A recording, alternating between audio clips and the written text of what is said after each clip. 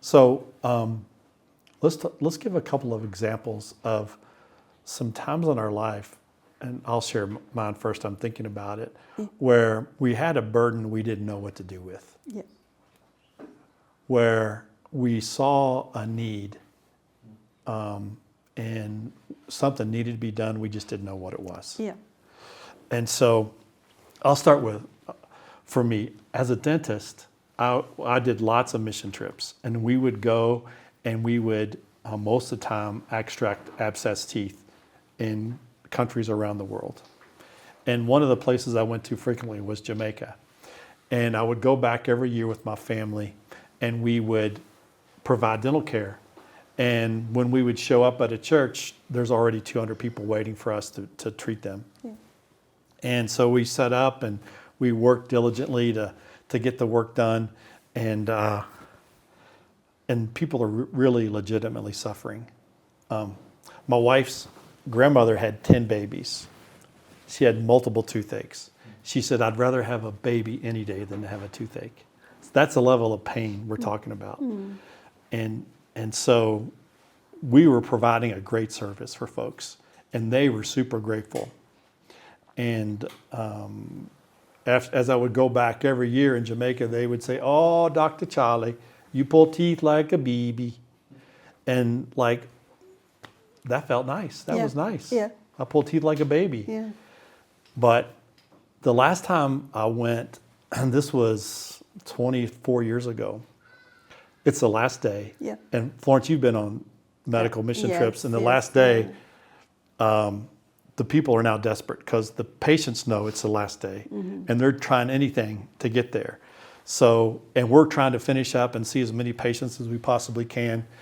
And I'm sitting there working away, and I get a tap on my shoulder. And we got to leave in about an hour, so I don't want to be interrupted. I got work to do.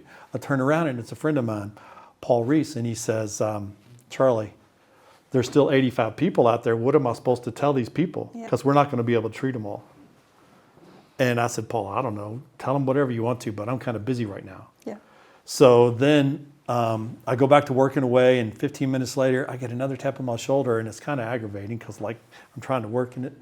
It's Paul Reese again. Yeah. And I say, Paul, what on earth? Well, Paul is a rough, tough, retired Louisville, Kentucky policeman. Yeah. And he doesn't cry. When I look up at him, and tears are rolling down his face. And I said, Paul, what on earth are those tears about? He said, Charlie, you need to tell me what I'm going to tell those people. Yeah. Because he knew their stories. He knew several of them walked 2 days to get there. Yeah. He listened to the mothers who'd say, please see my 15-year-old son, because every night he cries himself to sleep with tooth pain, and I can do nothing for him. So I never knew what we were doing. Yeah.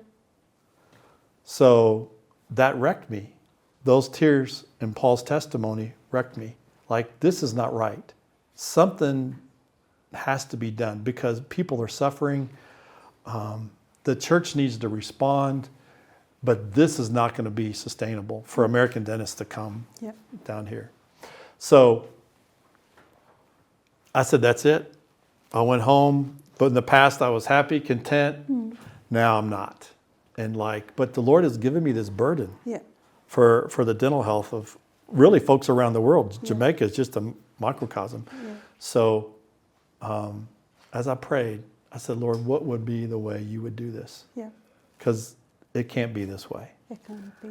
And so as we pray, the Lord introduces us to people. Yeah. And so I met this guy named Steve Saint, who happened to write the foreword to our book. Yes, yeah. And he asked me this challenging question. He said, why do you go do dentistry? Why don't you teach them how to do it? And I thought, Steve, how am I going to teach somebody in 6 days what took me 4 years? Yeah. Are you crazy? Yeah. I didn't tell him that, but that's what I thought to myself. So, but I knew I couldn't go back. Yeah. So maybe this is possible. Yeah. So I called a friend of mine in northern Ghana. There's one part-time government dentist for 3 million people. And I said, hey, King, could we train you in dentistry so that we come and train you, and then when we leave, you continue to serve patients? Yeah. And he said, come. That was it. Yeah. We show up. Yeah. There's 4 guys we're going to train. Yeah. And I'm looking at all these instruments, the same instruments I'd use in my dental office, and I'd said, oh my goodness, what have I got myself into, Lord? Yeah. Is this of you? Yeah. Is this of you? Yeah. Because these guys are not that impressive looking. Yeah. So as it turned out, in 6 days, they took out more teeth in 6 days than I took out in 4 years of dental school. Wow. And at the end of the 6th day, I was pretty impressed with how well they were doing. Yeah. I said, okay, guys, don't do lower wisdom teeth. I'll come back in a year and see how you're doing. So, and they did great. And then a whole cadre of dentists are now training in frontier mission areas, training the church on how to treat the dental needs of their own community. Yeah. But that's how God can use a burden. Yes. And with that burden, if you stick with God and you ask Him, He'll bring ideas to you. Yeah. And then here we are, 22 years later, Yeah. and hundreds of thousands of people are being served and here in the name of Jesus Yeah. because of that burden the Lord gave me. And He gave me a solution in prayer. Yeah. Yeah. And solutions that are almost organic, Yes.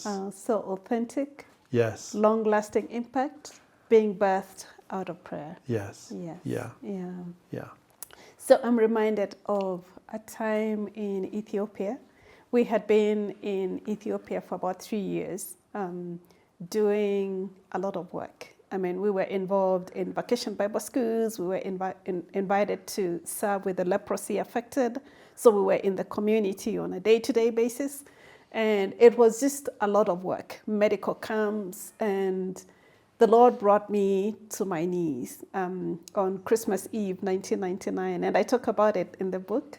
I was coming from shopping bread because we were having a big vacation Bible school that we were going to be holding in the missions compound in Ethiopia. And when I was on my way back to our house that very early morning, I came upon a leprosy-affected woman who was crossing the street. And she was sort of really just crawling across the street. So I had to stop and wait for her to finish crawling. So while I was stopped there, I looked to where she was coming from, and I realized she was coming from a trash pit.